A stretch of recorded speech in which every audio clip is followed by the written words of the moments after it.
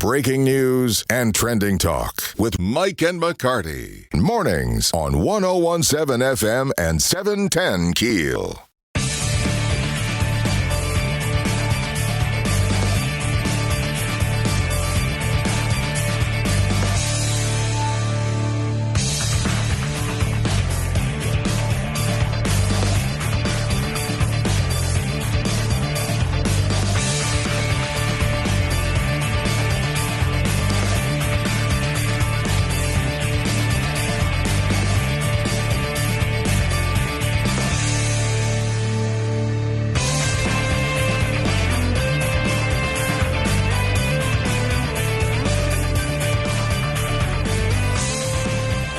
On the Jack Spring Electric Newsmaker Hotline, Superintendent of Education for the state of Louisiana, Dr. Cade Brumley, joining us. Dr. Brumley, good morning. Hey, Mike, thanks for having me. Yes, sir. Thank you for joining us. Of course, the big news right now, Tropical Storm Francine making its way to South Louisiana. What are you guys doing? Are you planning on closing schools toward the end of the week? Yeah, we're certainly on watch at this point, in communication with systems all along the coast and inland to some degree, and are watching those systems make decisions and supporting in any way we can. We don't have any closed today, though, correct? Actually, there are some systems closing half day today, and then carrying through at least Thursday.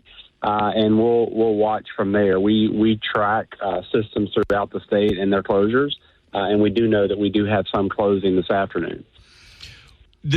Some good news for the state of Louisiana. We just received $70 million to support literacy. 23 states received funding. We got more than any other state.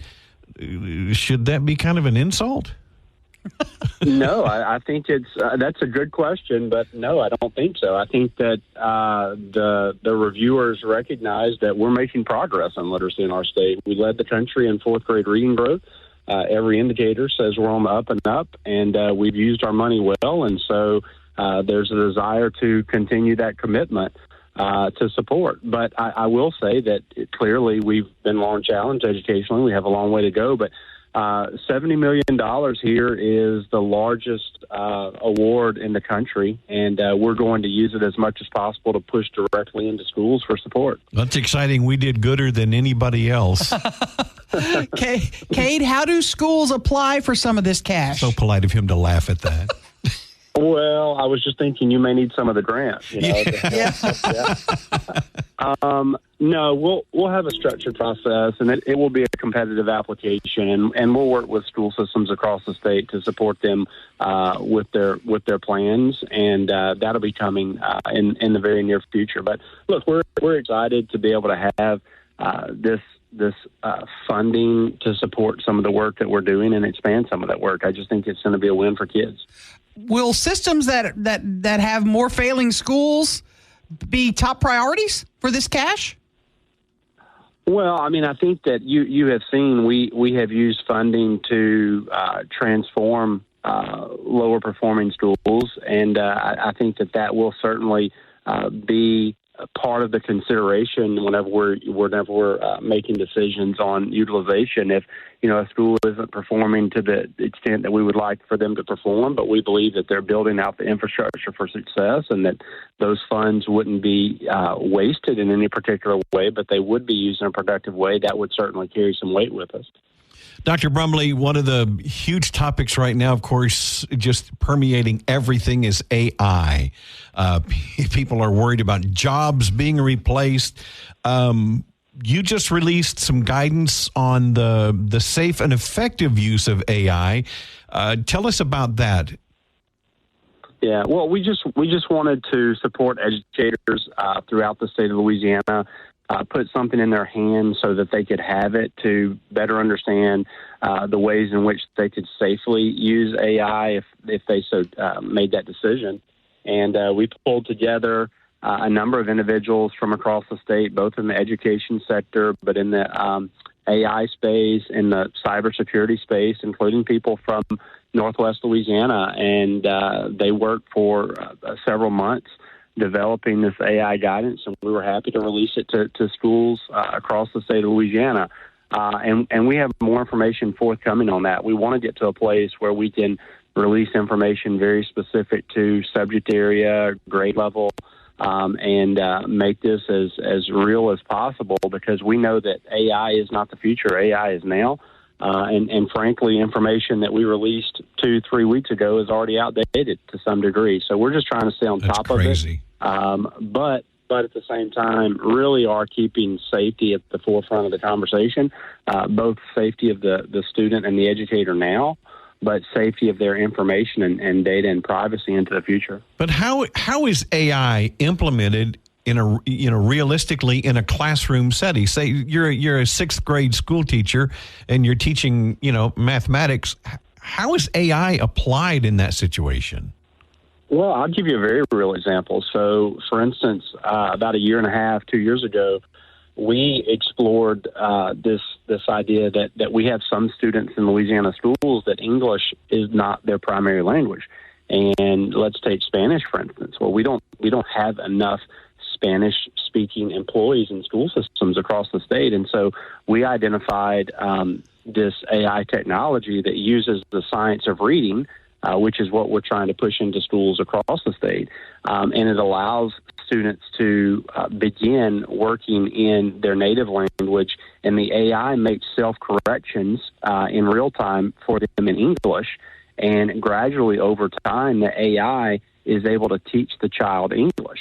And that has come in really helpful in instances where we do not have, say, a Spanish-speaking teacher.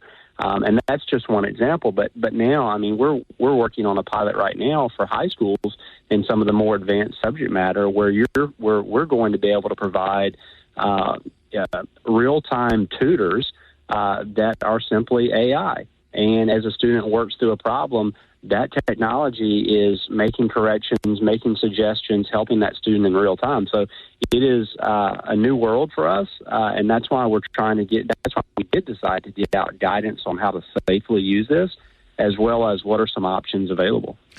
Cade Brumley,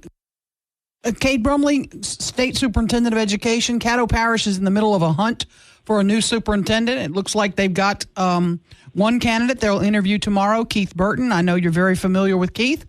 What is your advice to school boards across the state when they're going out looking for a new school leader? What should be their priorities? Yeah, well, look, I have this conversation from time to time with school board members across the state, and I say, look, find someone that is absolutely committed to making sure students can read, do math at the elementary level. Make sure by the time they leave those elementary schools, they can read and do math.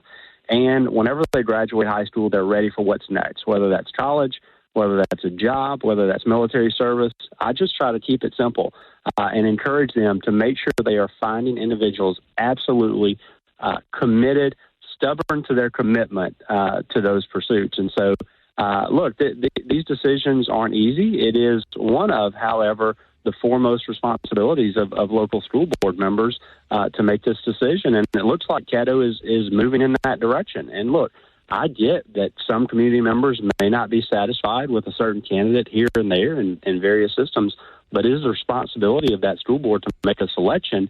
And as it appears to me, Caddo is moving forward in that process. Dr. Brumley, if you were in the interview process tomorrow, what question would you ask Keith Burton? Well, for one, top responsibility is student safety. I would want to know how are you going to continue the efforts to make sure that students are safe. I'd ask about commitment to staffing a teacher for every child and the way in which they're going to provide a sound, solid working environment for those teachers and compensate them well. And then I would want to know very specifically, what are you going to do to make sure that by the time students exit elementary school, they can read and do math? Very specifically, what are your plans? And then what's your commitment to transforming the high school experience? And so those are some of the things that I would want to know if I were in that process. What do you mean transforming the high school experience? Well, look, we spend $4 billion of state money alone on education in the state of Louisiana. I don't believe that high schools should just exist as a place where students go for 4 years. I think that we have to be more deliberate in our high school experience in the state of Louisiana and ensure that students come out one of three ways.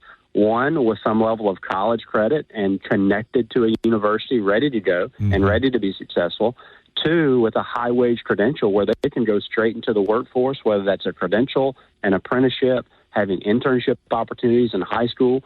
Or three, ready to commit to some form of service, whether that's religious, social, civic, military. And I just don't think that high schools can be allowed to just sit as a place where students go for 4 years, but we have to be more purposeful in our expectation. It seems there's been a lack of trade training. I remember we used to take shop class, in high school. Is that still a priority for high schools in 2024? Well, look, we've been elevating that, and I think that we've diminished the trade skills for too long, and we've told everyone you have to go to college or you're lesser than, and I think that's been a mistake. And so that's why, even with some of our work lately, we're creating new pathways for internships for high school students, apprenticeships, credentialing. And right now in high schools across Louisiana, about 80% of students are on a diploma track saying they're going to a university. And only about 20% are working on a career skill. And I just think that balance is off. And what we are trying to do is do everything within our power to make sure that there's some equality in those pursuits in our high schools. Lastly, before we let you go, you came in earlier this year. It's been a tough year for Caddo schools. Do you think Keith Burton is up to speed on the problems that we're facing and the efforts by the state that you have taken to turn some of our schools around? Yeah, look, I've known Keith for a long time. He is a quality educator. I'm not engaging in that process, but Keith is very aware of the challenges. Keith knows where I stand. Keith knows that I believe that Caddo has resources spread too thin. Keith knows that I believe that Caddo needs to pay their teachers more. Keith knows that I believe that too many students are in failing schools in Caddo Parish. We've had those conversations. I can't make the selection, and I'm not supposed to make the selection for the Caddo Parish School Board, but you can bet $1 that should Keith Burton be named superintendent, he will continue to hear from me on these challenges that Caddo faces, because these kids need a great education, and it's the responsibility of that board to provide it. Dr. Kate Brumley, Superintendent of Education, we thank you for your time. We look forward to speaking with you again. All right. Thanks for having me, guys. 101.7 FM, 710 KEEL. Back to the big stories of the day with Mike and McCarty on 101.7 FM and 710 KEEL. Nothing I didn't expect. Yeah. I didn't expect. I expected a little better. I did expect a little better. I'm going to be blunt. Trump, talking about debate last night, Donald Trump, Kamala Harris. Yep. Vying for the highest office in the land. Donald Trump knows and does not shy away from going into hostile environments. No, he does not. I'm hoping they'll do another one. I'm hoping. But the environment was, Aaron, even though I expected it, still was just disgusting. David Muir was so biased and so aggressively biased. And prepared for he had paperwork calling Trump on answers 5 times. Well, but wait a minute, how many times did he call Kamala on her lies? And there were lots of them. That's the problem, Mike. They're both lying. They are both standing there and lying to us about things. David Muir, call Trump out if you think he's lying. And her too. But damn it, be fair.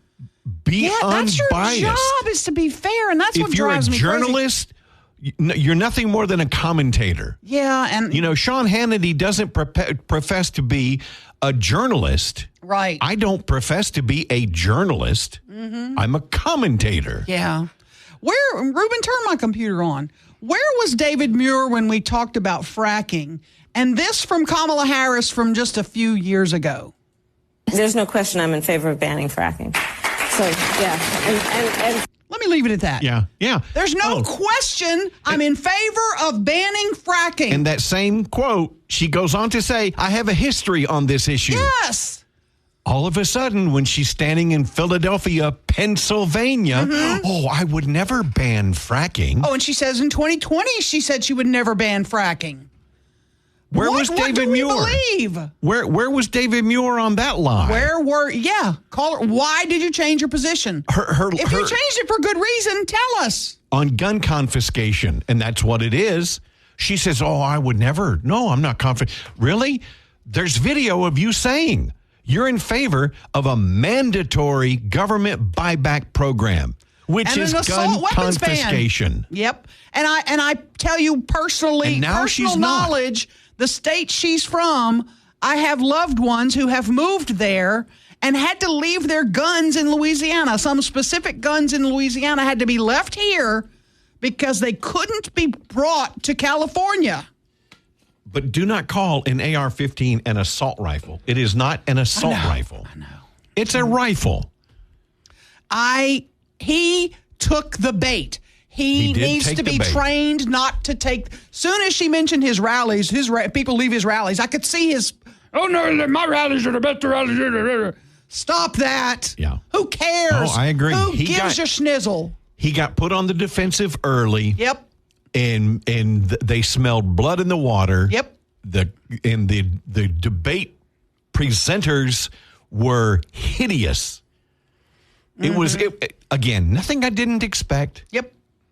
And you know, she did her job. I mean, she did her job. She was well trained, well coached. She looked into the camera and spoke to the families. I love everyone. I'm not for this divisiveness. Looking into the camera. Oh yeah. And she had her catchphrases. Turn the page. Yep. She must have said that 15 times. Next generation. Like he's too old. Oh, why wasn't Biden too old? You were defending him. Yeah. Yeah. It's. Well, it got to the point where she ran out of her catchphrases. Mm-hmm, she absolutely did. Yeah, no doubt about it. More drama. Aaron, I can't keep up with the lawsuits and drama between Shreveport and Bossier going on, the school board and the city council in Bossier. Yeah. Wow. We're going to talk with David Crockett. He's a term limits proponent in Bossier about the latest goings on. Coming up here in about 9 minutes. 101.7 FM 710 KEEL. Back of Mike and McCarty on 101.7 FM and 710 KEEL. Well, the fight in Bossier City continues. Bossier term limits continues to be a sore subject. What's the latest? Did the council approve putting term limits on the ballot? We'll find out. David Crockett, a term limits proponent, going to join us coming up right after the break. Mike and McCarty, 101.7 FM, 710 KEEL, and download that free KEEL app.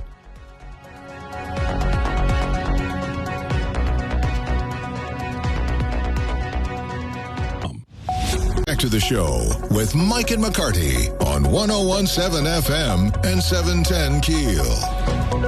Bossier City Council telling Shreveport City Council, hey, hold my beer. 101.7 FM, 710 KEEL.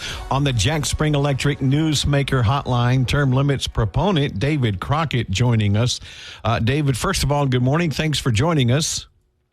Well, listen, thank you for having me. I really appreciate it. Were you surprised that 3 Bossier council members are still now defiant against a court order to put this on the ballot? Not really. We don't understand their motivation and rationale for this, but we weren't surprised. We were more or less prepared because they're more or less using a lawfare approach to this to try to delay us getting this on the ballot, so these guys will be term limited in their next term. Is this going to be put on the next city council agenda? What's the next step?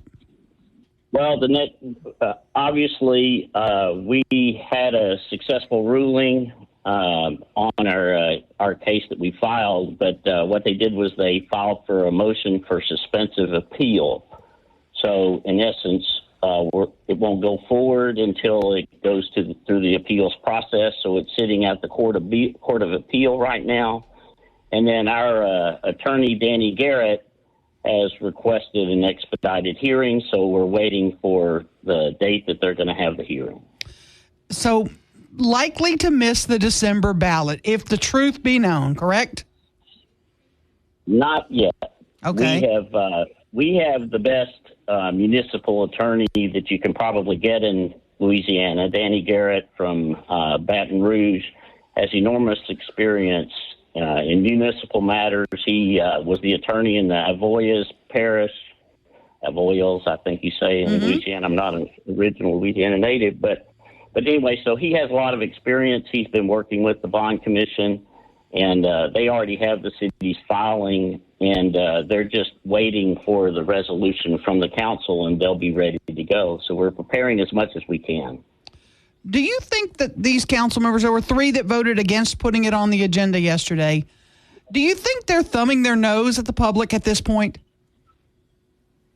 Well, Mike and Aaron, both of you guys do such a great job covering Bossier City. They've been thumbing their nose at the public for a long time. In fact, that's why I became motivated to start digging deep into what the council does, how they treat the public, how much debt Bossier City has. See, the issue in Bossier City that I found when I got involved after the election of Tommy Chandler and how they treated Tommy, that I started digging into the debt the city has, and most of the people in Bossier City just didn't know about it. And then Bossier City was basically one of the highest debt per capita cities in all of Louisiana. And I don't think a lot of people know that at all. No, absolutely. And the issue right now is that Bossier City for the next 13 years paid $32 million in principal and interest on their debt. So no one knows that in Bossier City. So as we started doing this petition, I probably have walked over 250 days on these petitions because we've done this twice. So they are thumbing their nose, and I think, Aaron, you can't say it better than what you just said. And if people are curious, the council members that voted for were Don Williams, Chris Smith, and Brian Hammonds. Those that opposed and went against the court order, Jeff Darby, David Montgomery, and Vince Maggio. And you can read more about that on KEELnews.com. Absolutely. And, I think it obviously yesterday for that vote, they had to have all of the council members present vote yay to be able to put it on the agenda so we could talk about it. They were not going to pass it at that point anyway, because just before the meeting, we got word that they had filed for a motion for suspensive appeal, as I mentioned to you. Mm-hmm. So we knew they weren't going to vote for it. But what we're doing is we're pointing. See, and let me, for Mike, in answer to your question also, where this is standing right now, we see that the charter commission that they're trying to do in Bossier City is in direct competition with what the Bossier Term Limits Coalition is trying to do.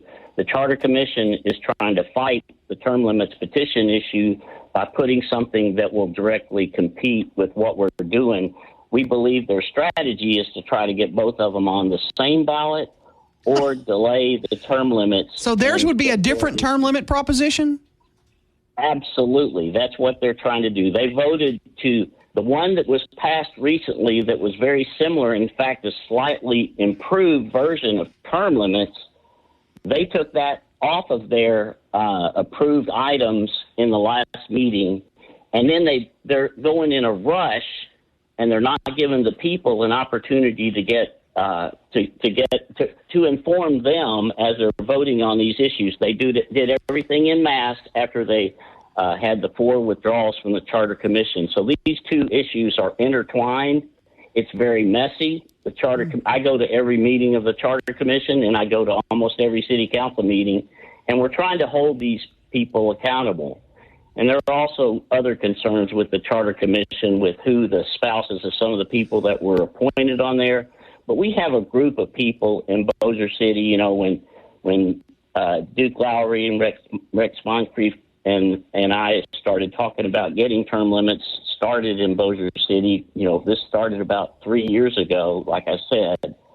And pretty much the council has basically been thumbing their nose, just like you said. But we've got a large crowd of people in Bossier City that are very active. We had about 30 volunteers throughout the city that walk the streets in Bossier City. And then we've got councilmen, for instance, Jeffrey, who's never even run for office. He was appointed for his first office, and they act like that they really know the public, but we've walked all of their streets.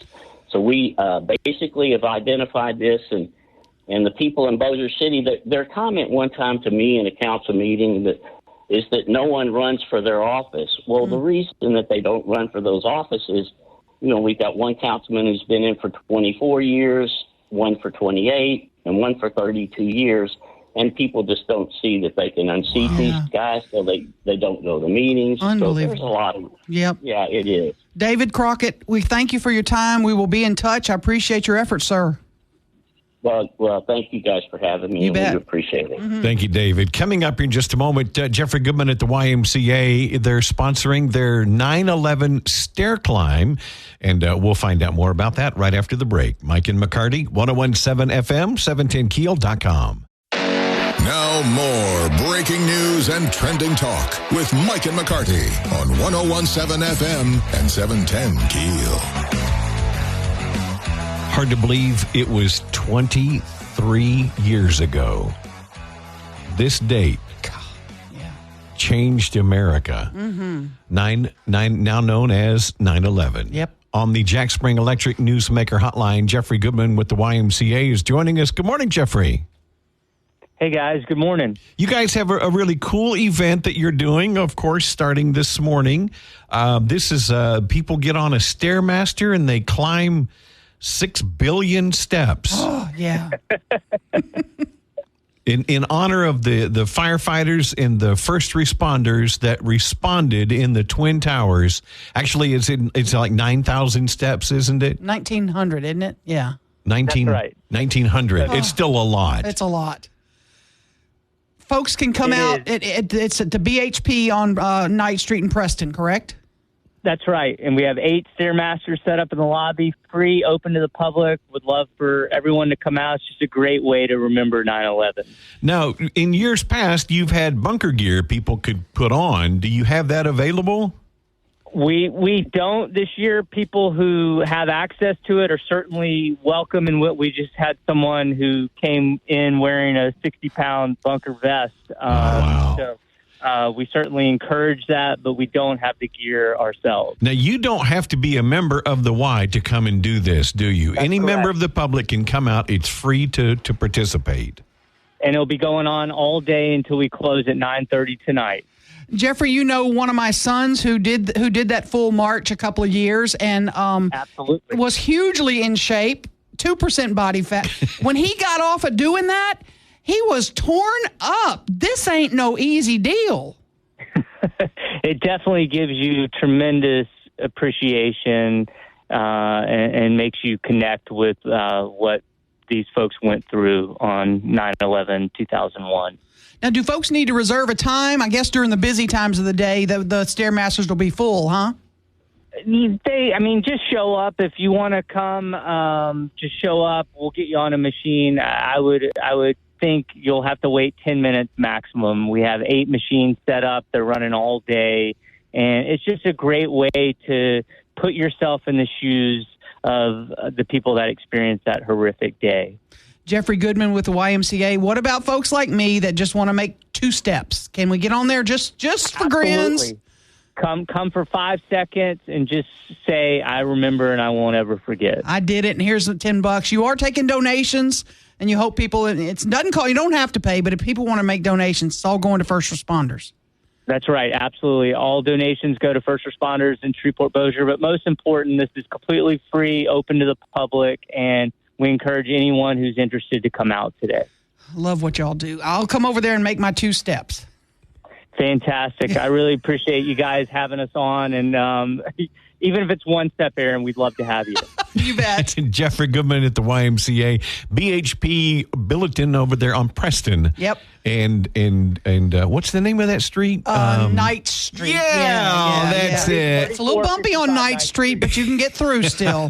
Ruben is opening up the phones right now. Thank you, Jeffrey. Thanks, Jeffrey. 725-5335. If you have a question for Mayor Tom Arsenault, his booty is here, and he's in the hot seat, ready for all questions. Really? Yeah. The mayor's booty? You're talking about the mayor of Shreveport? Edit that out, Ruben. 1017 FM, 710 KEEL.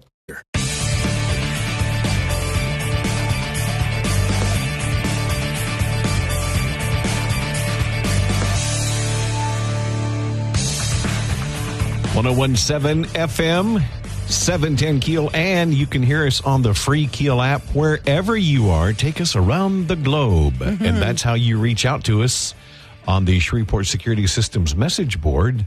And people have already been doing that. Mayor Tom Arsenault is in studio with us. Mayor, good morning. Good morning. Thank you for joining us. I want you to start today because this is September 11th. So I don't think you and I have ever had that conversation. Mm-mm. Where were you on September 11th? Actually, I was walking in the house after a morning workout, and my wife Elizabeth said, I just got a call from one of our friends, and she says, you have to turn on the TV. A plane has crashed into the World Trade Center. So we immediately turned on the TV, and, of course, from then on we were following it and actually saw the second plane because the newscast was already on. We saw the second plane crash into it, watched through the time that the two towers fell. It was just really a surreal experience, a very sad experience, and it's appropriate for us to remember it every single year, to remember the 3,000 people that lost their lives, and also to remember the amazing courage of the people who went toward the World Trade Center, the first responders who went in. I had if you haven't had a chance to go to the memorial in Manhattan, it is very moving. Boy, no kidding. And so if you're in Manhattan, you really should not miss the opportunity to go there and reflect and remember the values that we stand for and the attack that those values are under. Speaking of first responders going in to help, we have sent folks to South Louisiana. We're bracing for Francine making landfall sometime today, and we sent crews down there to help. That's just what those folks do, huh? They do. One of the things that is going to happen, regardless how far east or what have you that the storm goes, it's going to go through some major population areas, Baton Rouge and New Orleans in particular, probably a little bit of area of Lafayette and Cajun land. But they know that their first responders are going to be overstressed, and so they have to have the assistance. So we've sent some firefighters and people, swiftwater rescue teams down there, a couple of boats and some folks so that we can be there to assist, and we're proud to do that for our fellow Louisianians. One of the topics that has plagued your administration, if you will, the summer of manganese. Yes. It's something you probably never thought you would have to deal with. That was not on the list of things that I thought I needed to be prepared for. You didn't campaign on manganese. As I became mayor, that was not there. I can tell you, it has been a real struggle. I will tell you that the manganese level in the lake is better. Remember, one of the things that's important to remember, we get our water from surface water, and the surface water can change on a daily basis. So our folks have to be nimble to adjust to whatever comes in through the lake. And this summer we got manganese. And when you say our folks, you mean the crew at the water processing crew at water and sewer. They're just they are amazing. They have been working 24/7 every day to make sure that they could get this underway. And right now, we are every day we are below the recommended level, and we are mostly below the secondary recommended level for manganese. So I think we've solved the issue at the treatment plant. What is remaining, if people continue to have tinted water, what is remaining is stuff that was in the pipes already.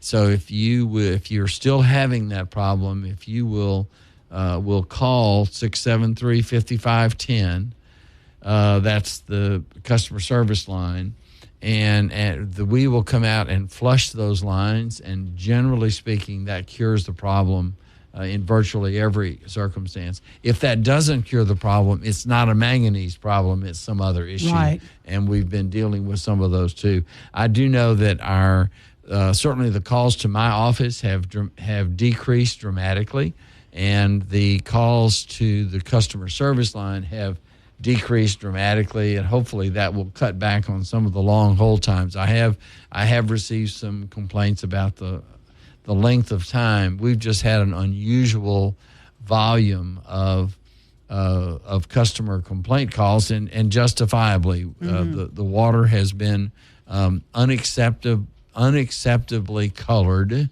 Yep. For about 3 months, and I think we're on the tail end of that. I know that it will be.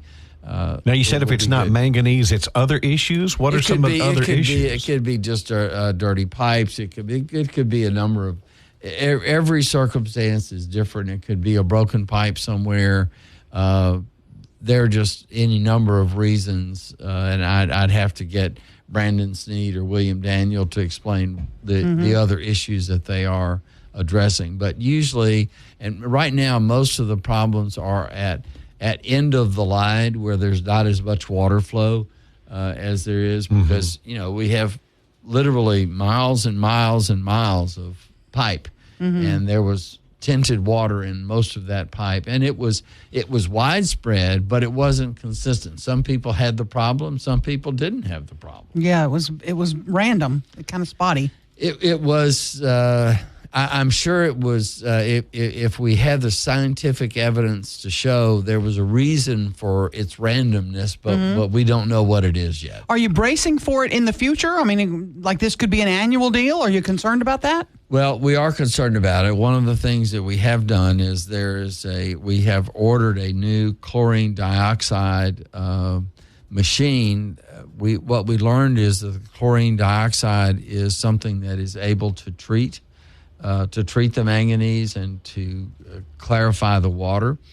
We had a very old machine because we really didn't have a use for it until manganese. And so after the manganese, we discovered that this was an effective treatment for it. So we have ordered a $110,000, $120,000 machine that will be working to hopefully prevent this from happening in the future. Want to talk to the mayor? The number is 725-5335, or you can message us on the Shreveport Security Systems message board, which those have done. We'll start those responses right after the break. Mike and McCarty with Shreveport Mayor Tom Arsenault in studio. 101.7 FM, 710keel.com.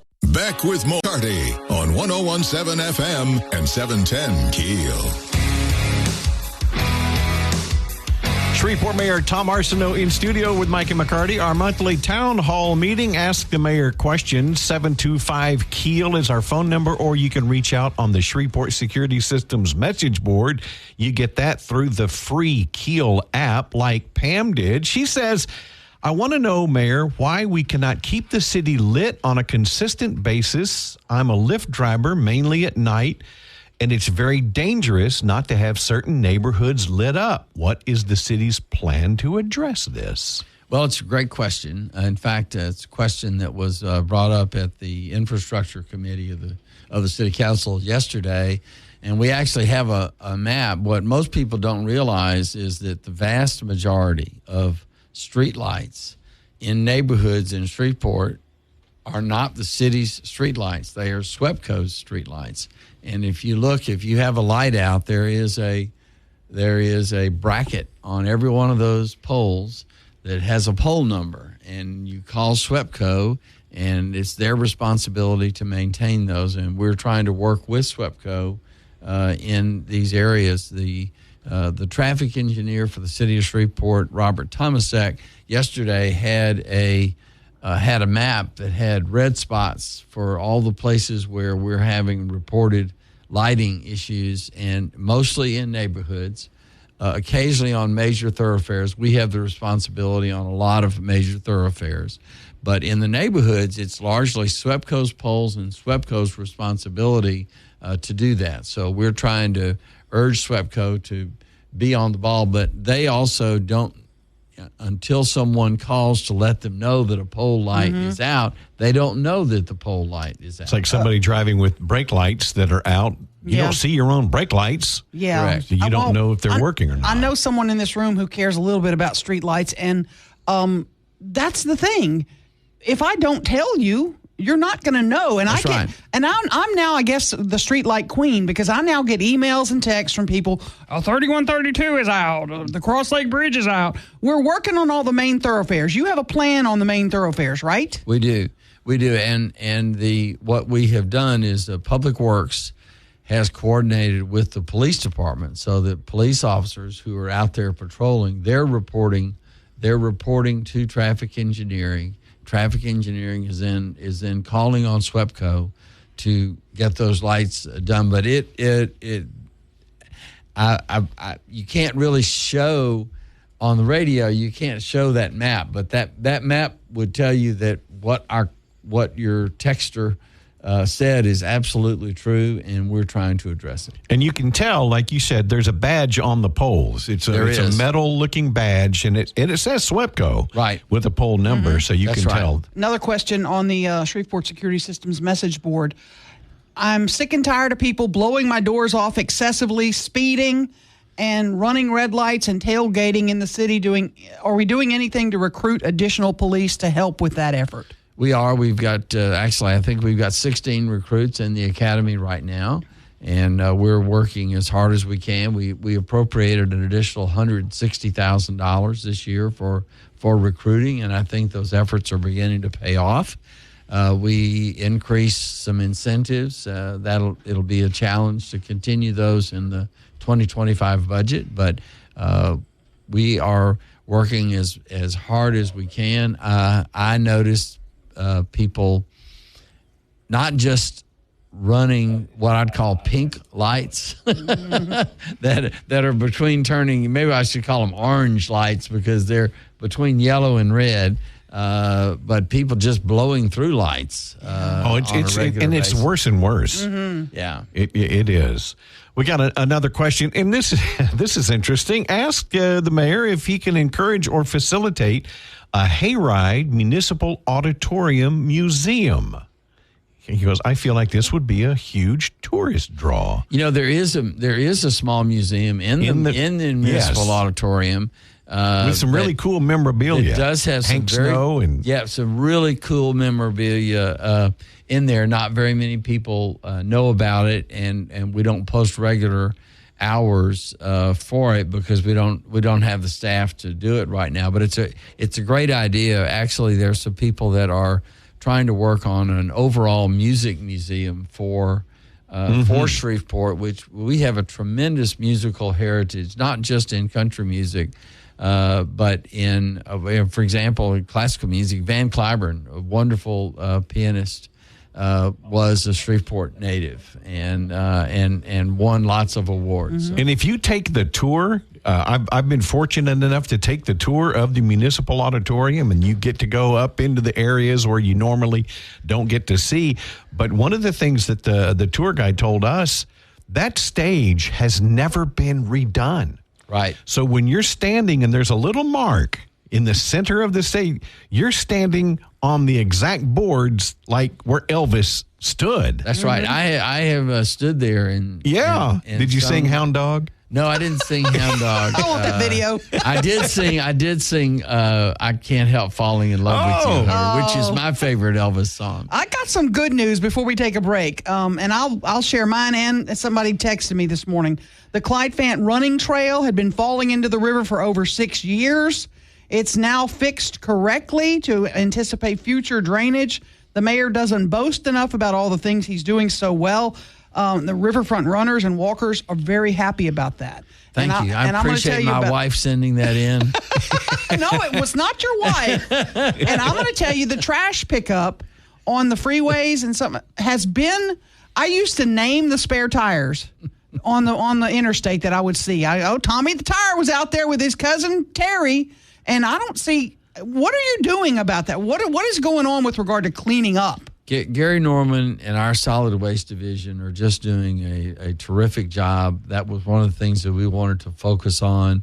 There's still areas there. We still have bulk pickups. We need to address the bulk pickup issue, because a lot of times people are putting things out there, and really the neighbors want us to pick it up, but it really should be the responsibility of the homeowner or in many cases it's people who are remodeling, and they're just putting all their construction materials and rubbish on the street, have issues with evictions, and we're looking into how we can address all of that. But our public works people do a great job, and they are paying very careful attention. We allocated some additional dollars, so we've hired some additional people to address that as well. It isn't just them working harder, although they are. We also have hired additional people or worked on additional shifts to make sure that we could make our city a cleaner place. It's noticeable. It really is. We got Shreveport Mayor Tom Arsenault in for his monthly town hall meeting. We'll be back. We'll get the news coming up. I want to talk a little Fairgrounds Field when we come back. Mike and McCarty, 101.7 FM, 710keel.com. Let's get back to the show with Mike and McCarty on 101.7 FM and 710 Keel.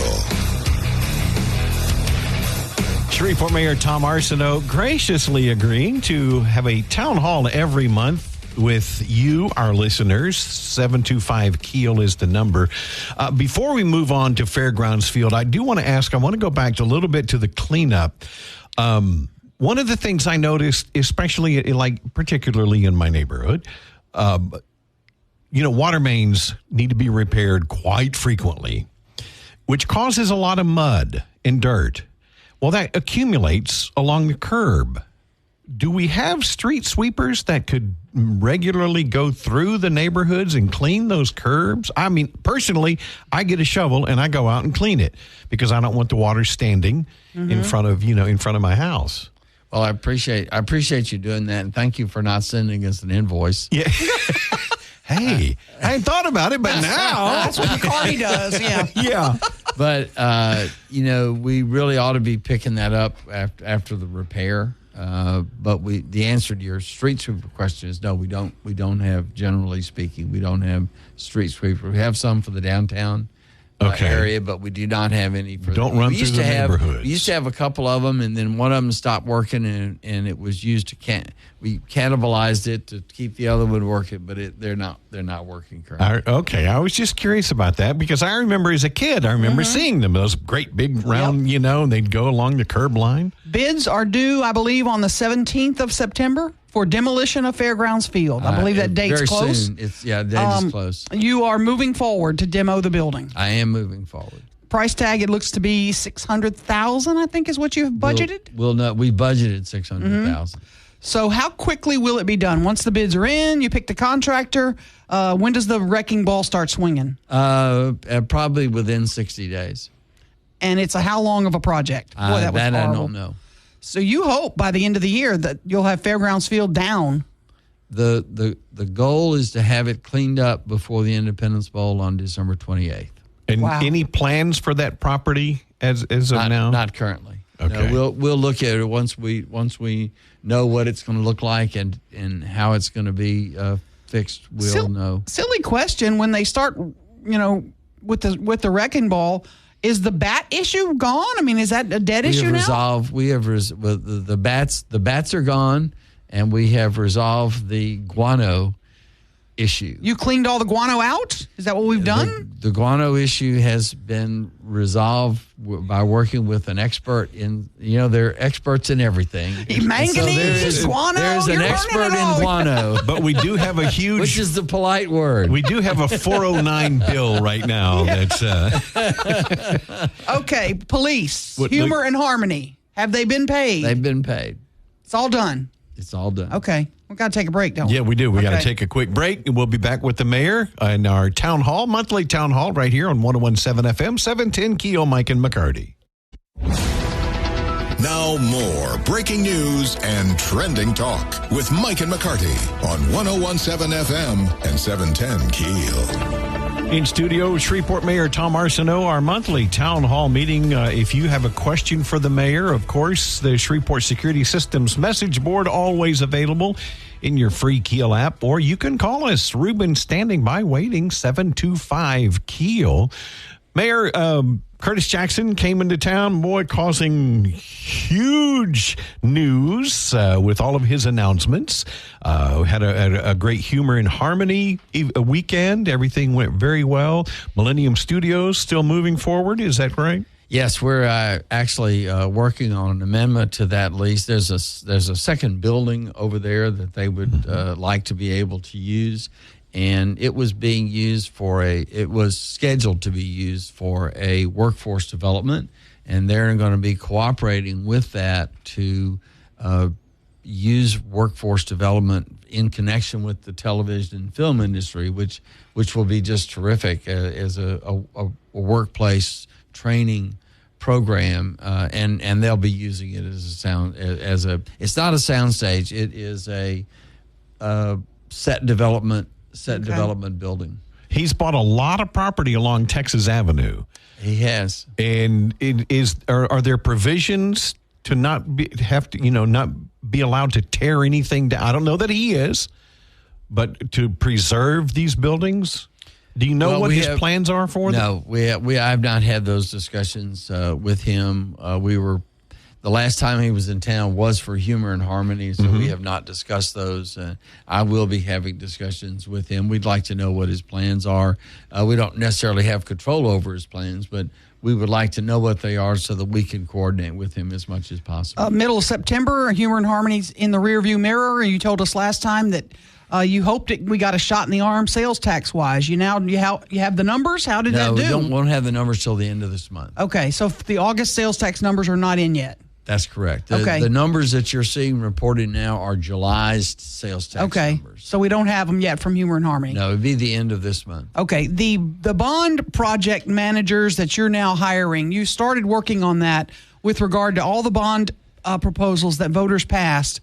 You're starting to move on finding project managers. Where are we on that, getting that all done? We have selected all the program managers for the three propositions. We selected Burns and McDonald for the streets and drainage. They are the same people we've been working with for years on water and sewer. They'll be doing the water and sewer as well because they already have the people in place and the relationships there. And then the third proposition is Atlas Technical Consulting. Fortunately, they were a very good applicant, but they were the only applicant, and so we have selected them, and we'll be formulating contracts with both of those. They'll do streets? Shortly. No, Atlas Consulting will be doing the recreation, public buildings, and public safety issues. Speaking of public buildings, we got a question or two about the police station, the new police station, and the substations. Kind of give us a map of where we are on those. Well, we're getting bids on the two substations that we have locations for. One on Monkhouse Drive and one on North Market Street. And we are in design. I've been meeting with the architect for the new police station, which will be partly new and partly a restoration of that building. That is an historic building. It was City Hall.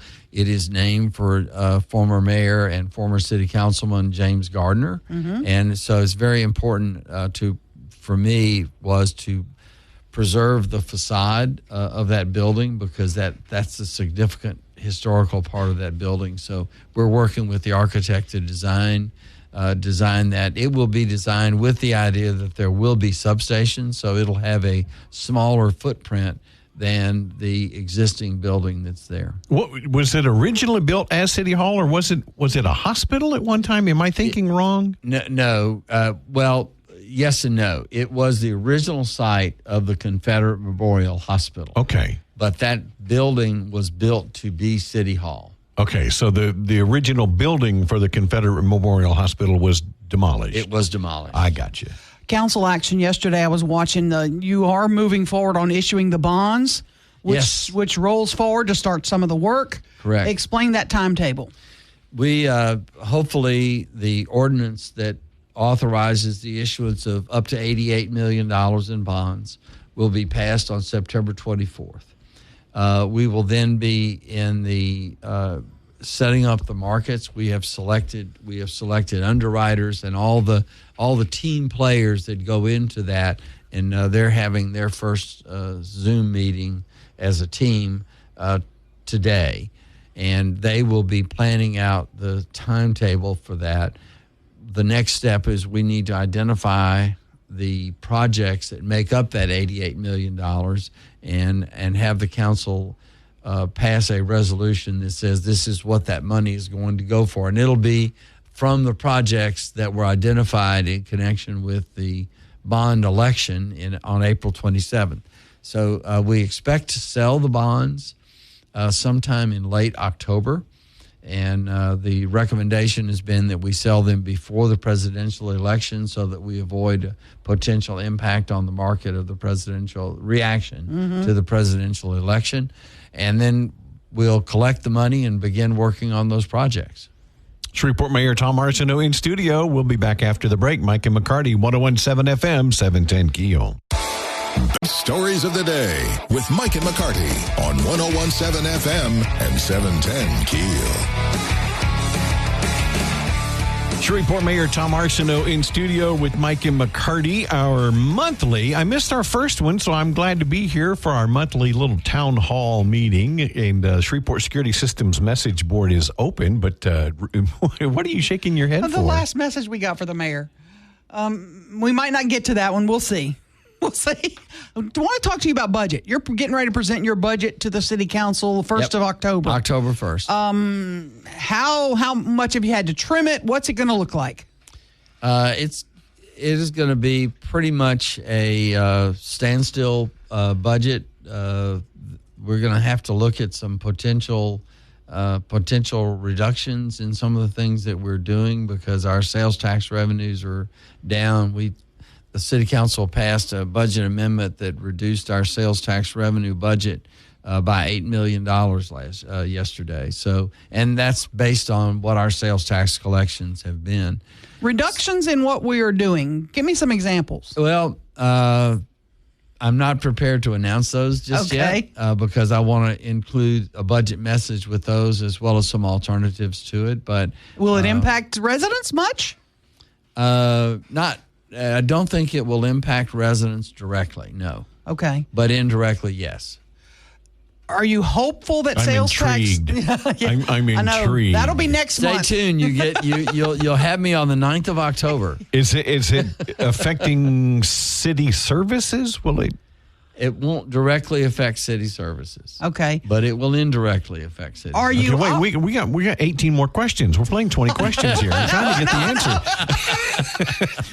Does it Now, I'm not ready for that. I have until October 1st to make that announcement, and I'm going to hold to that schedule. Are you optimistic that sales tax revenues will pick up? I mean, you have to be sitting in that chair. That you can only be optimistic, right? I think we will be projecting an increase over this year in 2025, but it'll be an increase from a lower base based on what we have. We're somewhat fortunate in that we ended 2023 with more money in the bank than we expected, and that has helped us this year and will help us some in 2025. Now, are you planning to do any kind of a tax increase or a millage roll forward or anything like that? We had the opportunity to roll forward property tax millages, and we declined that opportunity. That would have brought us about $1.3 million. And frankly, it wasn't enough to stand the political gaffe. Mm-hmm. Okay, real quick, last question. Shreveport Security Systems message board. Question for the mayor. If he had to choose one pair of shoes to wear for the rest of his life, which ones would he choose? That's kind of like the first graders asking me, do I like bananas? Yeah. Well, this guy's like a first grader. I have a very comfortable pair of Johnston and Murphy wingtips, the casual kind of ones, and they're very comfortable. And I would, if I only had one. Now, that's it. I have a number of pairs of shoes, but if I only had one, that would be my pair. I have one more question. Sorry, we got to tie you to the chair for 30 more seconds. This is a monster weekend for folks in our community, so we have to know: Saints or Cowboys? I'm a fan of both. I know that makes me unusual, but I lived in Dallas from 1964 to 1967 before the Cowboys had a winning season, and I attended every single Dallas Cowboys home game for 3 years. Wow. There were no Saints at that time, so by the time I moved to Shreveport, I was already a Cowboys fan. So, I will be hoping the Cowboys win. All right, kick him out. We're canceling our next month. Yeah, next month's as canceled. I'm sitting here in my Deuce McAllister jersey and my Saints shoes. Now, he's a regular monthly, but he's always available if something's going on. You know, he and I know that I'll be in touch and we'll grab him if we need. If we get those reductions earlier than that, we'll talk about that with the mayor. He just lost all credibility with me. We've got a great hour next hour. Cedric Glover and Louis R. Avalone going to be joining us, doing a little post-debate recap. 101.7 FM, 710 KEEL.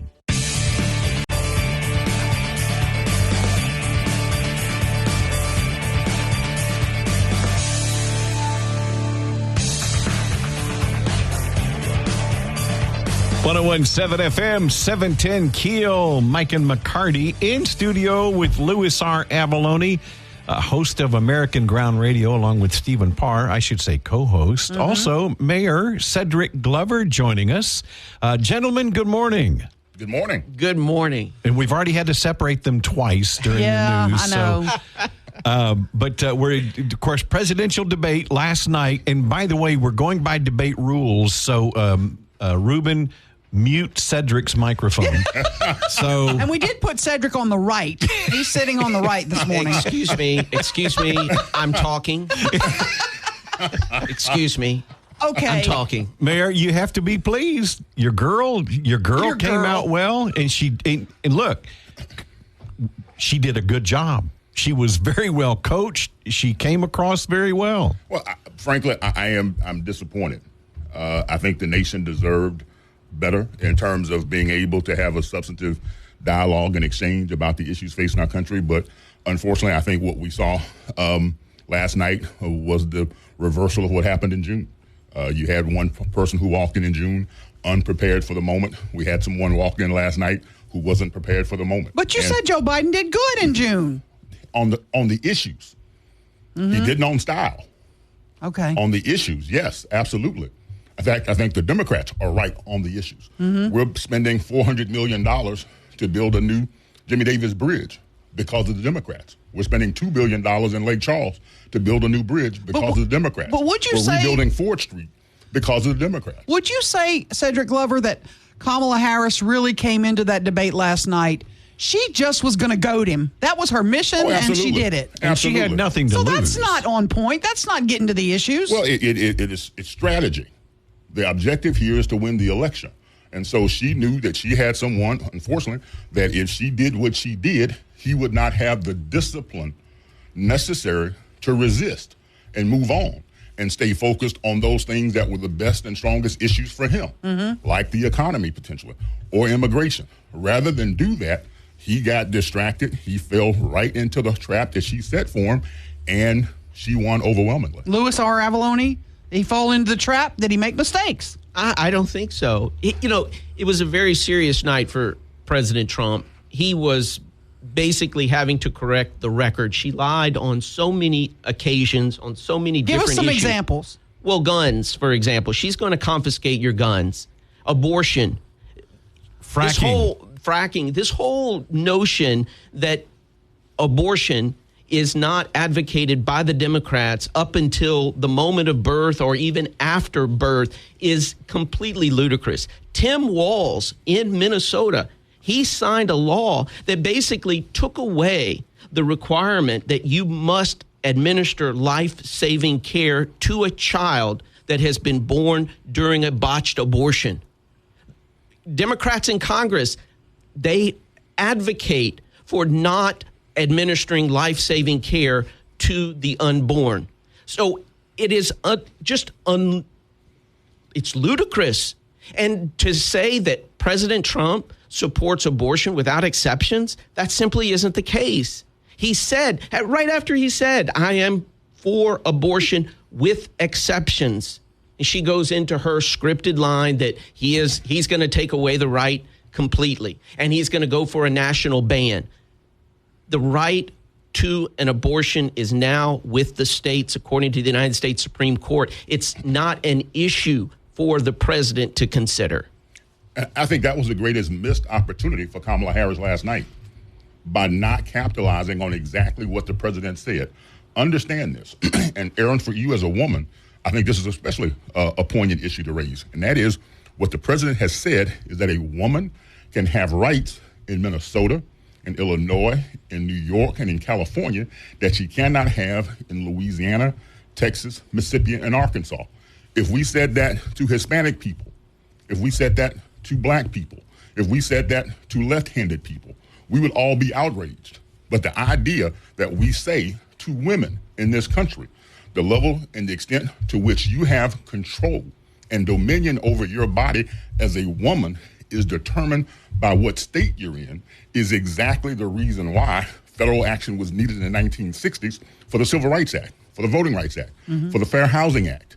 And so to now come here and say that the great thing that we've done is to put this issue in terms of rights for women back into the hands of the state where you live, to me is a ticket to say that if you are a young woman growing up in one of those states that does not allow you to have dominion over your body, that's a place that you need to do what? Leave. Was it biased last night from your perspective, Louis R. Avalone, with regard to the ABC folks? My goodness. And how bad? Well, they fact-checked President Trump 5 times. They fact-checked Kamala Harris 0 times. And very frankly, and I know a lot of folks may say this is conspiracy theory, tinfoil hat thinking. But at the same time, this is a woman who cannot string together a coherent set of sentences any other time. But yet last night, she did sound more coherent. And where I'm going with that is I think she had a copy of the questions. And don't say that has not happened before. It happened with Candy Crowley, with CNN back in 2012, with the Mitt Romney-Barack Obama debate. So it has happened before. And look, I think President Trump looked presidential last night. I think he took the high road as many times as he could. I think she took the low road. She took far more personal attacks against President Trump about how he earned his money, about his family, about his beginnings. And Michelle Obama says when they go high, we go low. I think last night the vice president did the opposite. No, she says when we go low, they go high. When they go low, we go high. But now think about what you just said.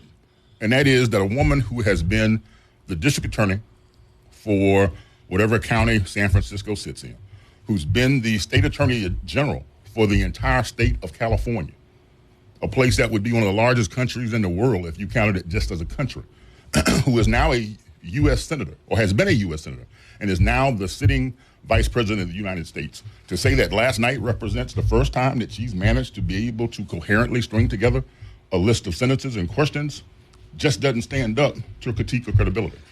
Can y'all stay with us? I want to talk about eating cats and dogs when we come back. I think Cynthia Keith probably is triggered by that. Oh, sorry, Cynthia. Louis R. Avalone, Cedric Glover in studio, Mike and McCarty, 101.7 FM, 710 KEEL. Back Mike and McCarty on 101.7 FM and 710 KEEL. In studio with Louis R. Avalone, host of American Ground Radio, co-host with Stephen Parr, former mayor of the city of Shreveport, Cedric Glover, hashing out post-debate coverage here from the presidential debate last night. I think, Louis, I'll start with you. I think President Trump was put on the defensive early.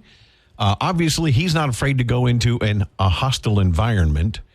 But not only was he debating Kamala Harris, he was debating David Muir hugely, and he got put on the back foot. Yeah, absolutely. And again, they fact-checked President Trump 5 times. They fact-checked Kamala 0 times. You know, and I think this election is really all about how much you dislike Donald Trump versus how badly you are hurting because of rising prices at the grocery store or the skyrocketing cost of gas or the lack of affordable housing, how much you're concerned about the safety and security of your family from the whole defund the police movement, or concerned about the indoctrination of your children. You know, if you're going to weigh those two things, I can't possibly see how voting because you dislike someone, you're voting against your own self-interest. Cedric, when you watched, I'm assuming you watched. Absolutely. When you watched last night, did you feel at any point, wow, she's really getting a pass here? They're really biased, the moderators. Did you have that feeling at all? Not at all. I thought it was a fair forum. I thought it was appropriate to fact check both of them. And did they fact check her? Did you see that at all? I think if you saw what the analysis indicated, that she supposedly lied or misrepresented once, and he did over 30 times. And so the person who lies over 30 times is the one who needs to be fact checked. Someone who's only wrong with their information once doesn't need to be fact checked. But what it all serves to prove is the reason why you need multiple debates.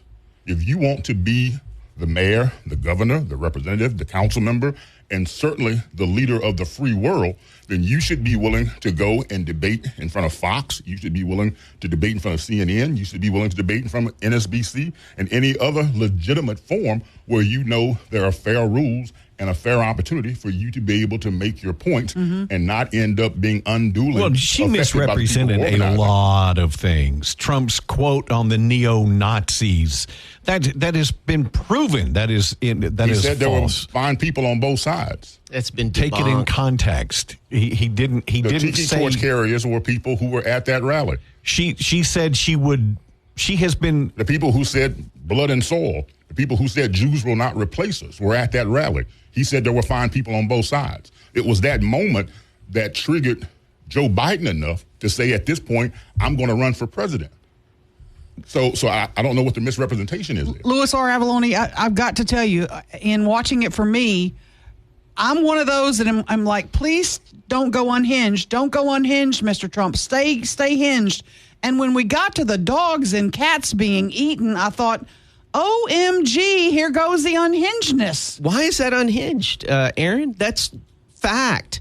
If you watch the city council in Springfield, Ohio, you will see citizen after citizen coming before the city council there, begging them to help them. There are only 60,000 citizens in Springfield. Mm-hmm. There are now 20,000 Haitians. I mean, I understand it's uncomfortable. I understand it may sound cringe-worthy to talk about how cats are being strung up on trees like livestock, but it is happening. And so if we're not talking, we're just not going to talk about it. Why bring that up? Why? I mean, why? It makes you look a little nutty, don't you think? It's a little nutty to advocate a policy that allows 20,000 Haitians to be flown in under temporary protective status by the federal government. Look, Kamala Harris has bragged in the last year how her administration, the Biden administration, has extended temporary protective status to 100,000 Haitians. And if you look this up, I guess it reminds me back in 2015 when President Trump was talking about illegal immigration. And a lot of folks said, oh, this is racist. Oh, he doesn't know what he's talking about. But when folks look into it, there's fact there. And that's what I would encourage people. Is it bizarre to talk about something like that? It is bizarre to talk about something like that. But you know what is equally as bizarre? Why you would allow unfettered access to our southern border, all of the fentanyl, all of the sex trafficking, all of the human trafficking coming across that border. That is inhumane. It is unconscionable. And yes, it is bizarre. If you love this country, why would you stand aside and allow that to continue to occur? But not talking about it, that doesn't make it any better. But see, this is a point where appropriate fact checking is necessary. You make that assertion and someone steps in and says, but, Mr. President, here's what the facts are. And that is, we've spoken to the city manager. We've sent in outside journalists to look at and evaluate this situation. And despite what you hear being uttered at a city council meeting, and if you've ever been to a city council, parish commission, or school board meeting, you know that there are things there that are uttered, Louis, that aren't true. And so in this particular case, when you hear those assertions and you go in and say, let's look at this closer, and the conclusion is that no, these are not legitimate accusations. There's no truth to this. So if the moderators feel it's their responsibility to fact check, then why not, when Kamala said, I will absolutely allow fracking in Pennsylvania, well, she's had years of history of saying she's going to ban fracking. How did she actually confirm that not only is she not going to ban fracking, but that as the vice president, she cast the deciding vote for the Inflation Reduction Act that actually has expanded fracking, Mike? She's gone on record saying she's going to ban fracking. What is it that she is doing in her official capacity as the vice president of the United States? So was she lying before when she said she would ban fracking? Philosophically, she probably felt that there are issues with fracking. For those of us now with brown water in Shreveport and fracking around our water source, probably should have some concerns about it as well. But that's another issue for another day. What she has done and what she has said is that as the vice president, in an effort to move our country forward, in an effort to make sure that we end up being able to produce more domestically supplied energy for oil, for gas, then I'm going to sign this act. It's going to allow us to be able to actually expand and open up more and greater and increase opportunities for fracking. So yes, that means that at one point, that's what I thought. That's how I felt. Here's the actual policies that I'm engaging in now that I'm in this position and have the responsibility for leading and governing. The Biden administration has banned the export of LNG, which has devastated our oil and gas industry here in Louisiana in her official capacity as vice president. So, yes, she's trying to starve the LNG and oil and gas industry in our country. Guys, thank you so much. We're up against the clock already. Unbelievable. Soccer boppers out in the hallway for y'all, okay? So, I don't even know what a soccer bopper is, but I'm anxious to see it employed. Let's do this again, please. Anytime, any place. Cedric Glover, Louis R. Avalone, thank you so much, guys. 101.7 FM, 710 KEEL. Back to the show with Mike and McCarty on 101.7 FM and 710 KEEL.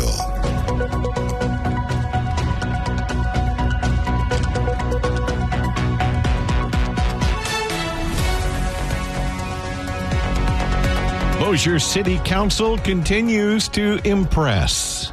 We're going to talk with David Crockett, a term limits proponent, coming up just after the break. 101.7 FM, 710 KEEL.com.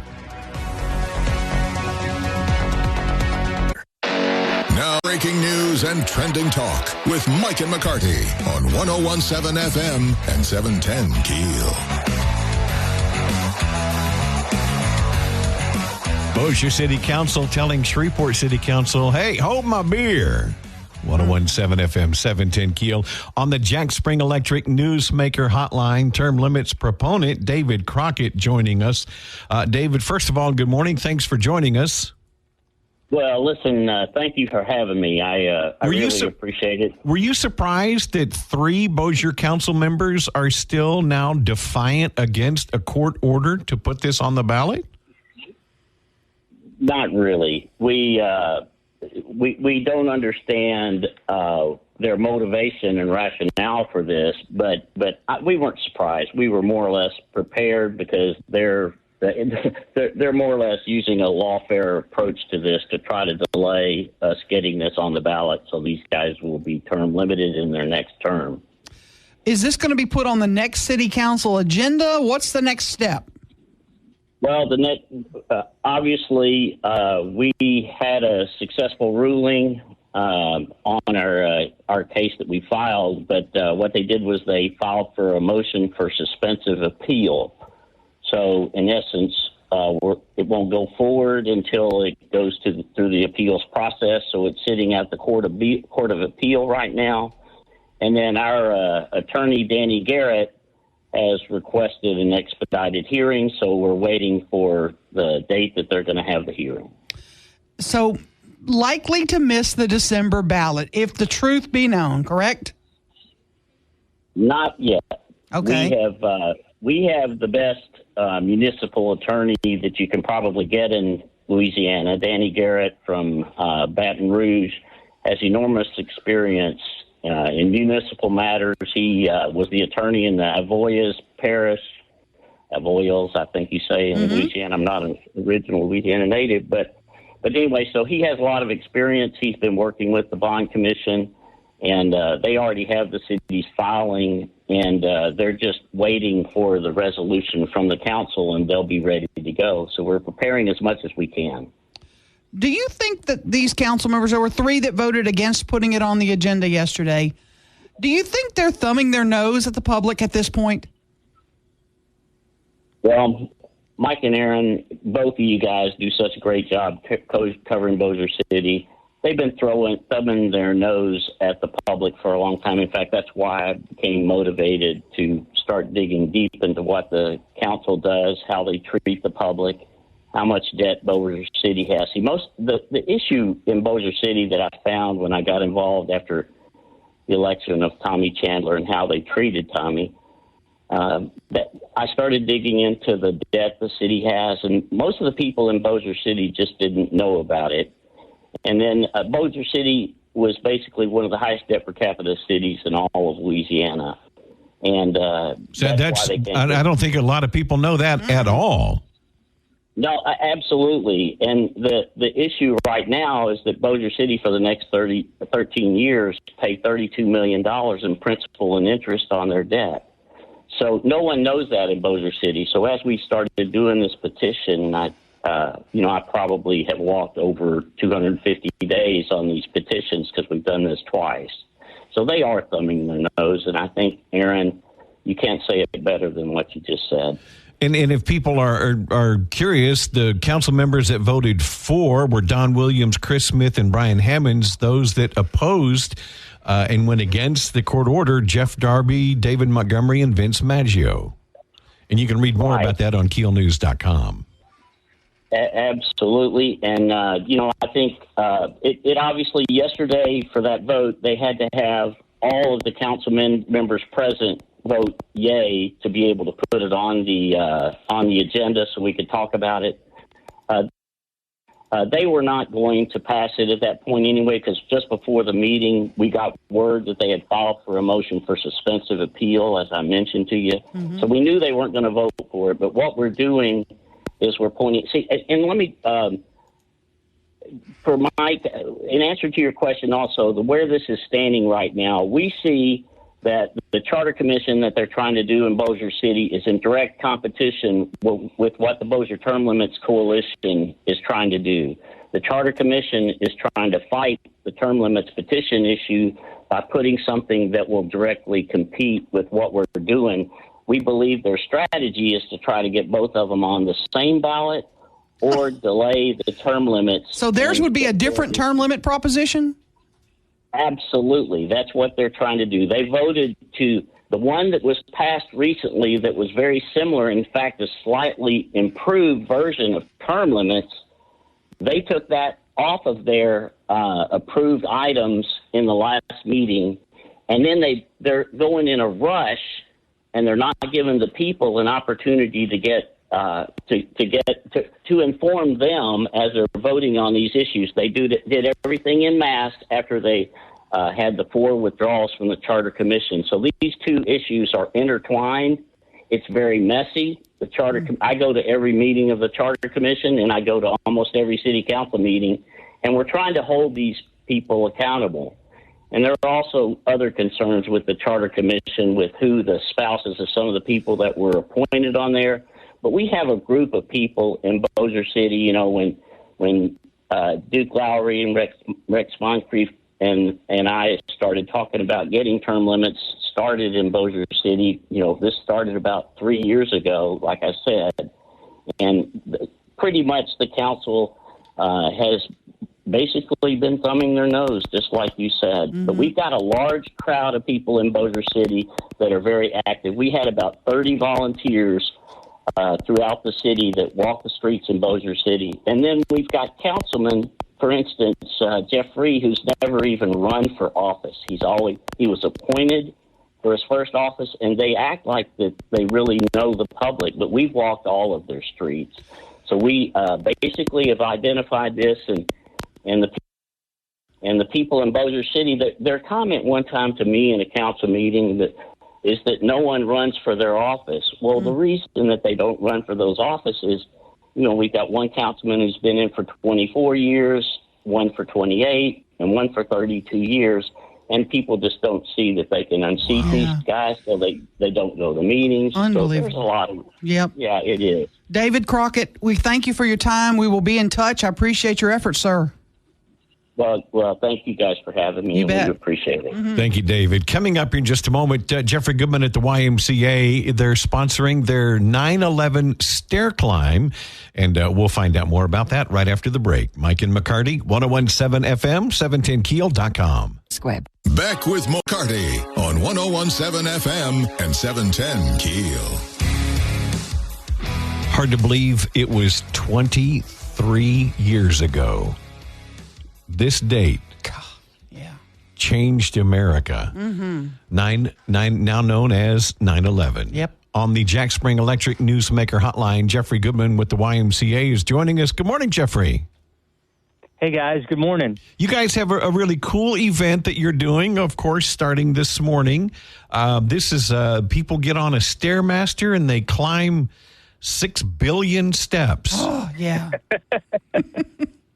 In honor of the firefighters and the first responders that responded in the Twin Towers. Actually, it's like 9,000 steps, isn't it? 1,900, isn't it? Yeah. That's right. 1,900. It's still a lot. It's a lot. Folks can come out. It's at the BHP on Knight Street in Preston, correct? That's right. And we have 8 Stairmasters set up in the lobby, free, open to the public. Would love for everyone to come out. It's just a great way to remember 9/11. Now, in years past, you've had bunker gear people could put on. Do you have that available? We don't this year. People who have access to it are certainly welcome. And we just had someone who came in wearing a 60-pound bunker vest. Wow. So we certainly encourage that, but we don't have the gear ourselves. Now, you don't have to be a member of the Y to come and do this, do you? That's Any correct. member of the public can come out. It's free to participate. And it'll be going on all day until we close at 9:30 tonight. Jeffrey, you know one of my sons who did that full march a couple of years and Absolutely. was hugely in shape, 2% body fat. When he got off of doing that, he was torn up. This ain't no easy deal. It definitely gives you tremendous appreciation and makes you connect with what these folks went through on 9/11/2001. Now, do folks need to reserve a time? I guess during the busy times of the day, the Stairmasters will be full, huh?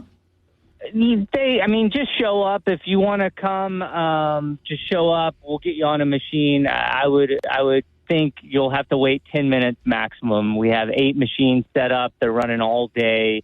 And it's just a great way to put yourself in the shoes of the people that experienced that horrific day. Jeffrey Goodman with the YMCA. What about folks like me that just want to make 2 steps? Can we get on there just for grins? Come for 5 seconds and just say, I remember and I won't ever forget. I did it, and here's the $10. You are taking donations, and you hope people, it doesn't call, you don't have to pay, but if people want to make donations, it's all going to first responders. That's right. Absolutely. All donations go to first responders in Shreveport Bossier. But most important, this is completely free, open to the public, and we encourage anyone who's interested to come out today. Love what y'all do. I'll come over there and make my 2 steps. Fantastic. I really appreciate you guys having us on. And even if it's 1 step, Aaron, we'd love to have you. You bet. Jeffrey Goodman at the YMCA BHP Bulletin over there on Preston. Yep. And what's the name of that street? Knight Street. Yeah, that's it. It's a little bumpy on Knight Street, but you can get through still. Ruben is opening up the phones right now.